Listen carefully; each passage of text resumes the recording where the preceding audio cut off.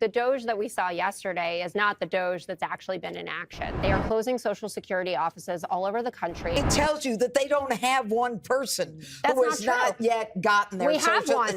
I have one. Maybe you have one.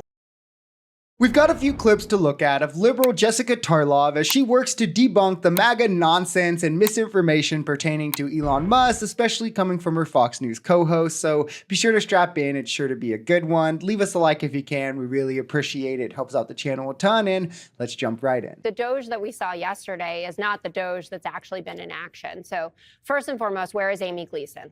Because Amy Gleason is supposed to be in charge of Doge. And I don't know if she's still on vacation in Mexico or what's it. Where's Big Balls? Right? We just got the Airbnb guy and the guy who wants to make it into the Apple store. But where are the people that we've been reading about for months that are actually in our Social Security payments? That is a really great point. After concerns of conflicts of interest were risen, ones that made their way all the way to the Justice Department, the White House proclaimed, both for us and two federal judges, that actually Amy Gleason was the acting administrator of Doge and Elon wasn't even in charge and we don't have to worry about anything. Since then, we haven't seen Amy Gleason, we haven't heard from her, and Elon is paraded around as the leader. Trump in his State of the Union or address to Congress, whatever he wants to call it, said Elon was heading it up. So did they lie in court? Are they admitting that? Also, why haven't we met the Nazi kid Big Balls or the others who have actually had their hands on our sensitive data? Where are they to answer questions? Why can Elon Musk do a Fox News interview, but he can't sit in front of Congress? And why are we pretending that this is any bit of normal? But what Musk and co didn't address is that they are closing Social Security offices all over the country and that Republican representatives like Tom Cole from Oklahoma has to call Musk personally to say, please spare my district. That means, as Brett said, the 94-year-old grandma can't get through to someone, can't even walk down the street or get in her car, have someone drive her to go in there and deal with it. They threw this insane bit of misinformation, lie, whatever you want to call it, about that survey that cost nearly $1 billion for the National Park Service. So if you looked under the hood a little, what that actually is, and you should be noted that the entire budget is $3 million. So he is alleging they spent a third of it on this survey that could have been done on SurveyMonkey, only 10 questions long.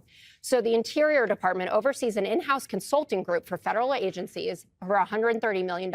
And one of the contracts that they have is 4 surveys. That doesn't mean that's an $830 million survey.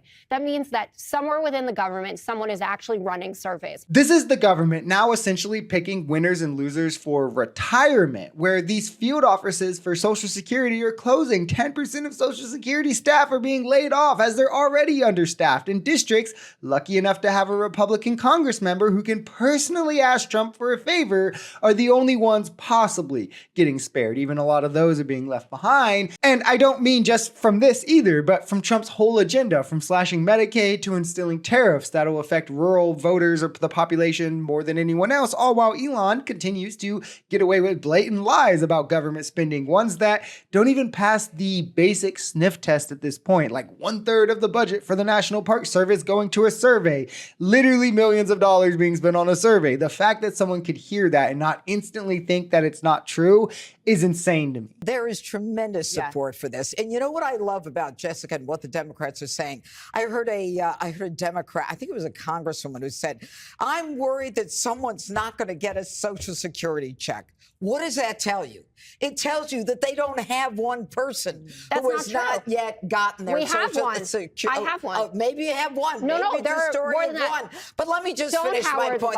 Let me just finish my. I didn't interrupt you. Notice how fast she had to shift the goalpost there. First, oh, it's you can't even name one, and then it's well, if you can name one, you can't name a few, and then it's oh, it doesn't matter if you can name multiple. Stop interrupting me. Like, here's the reality. Social Security was already understaffed. Average wait times under Biden were like 35 minutes. Trump, however, is making it even worse with these closings, with the ending of the phone program, with this mass layoffs to where wait times are now almost 2 hours, where again, do not be fooled. This was the plan the entire time for them to inevitably try to then privatize Social Security. That way, the wealthy no longer have to pay into it. It's not a liability anymore. It becomes an asset as the wealthy can profit from it because they see us as exactly that, a means to an end, a way to profit, rather than human beings who deserve the same baseline of resources and necessities as everyone else.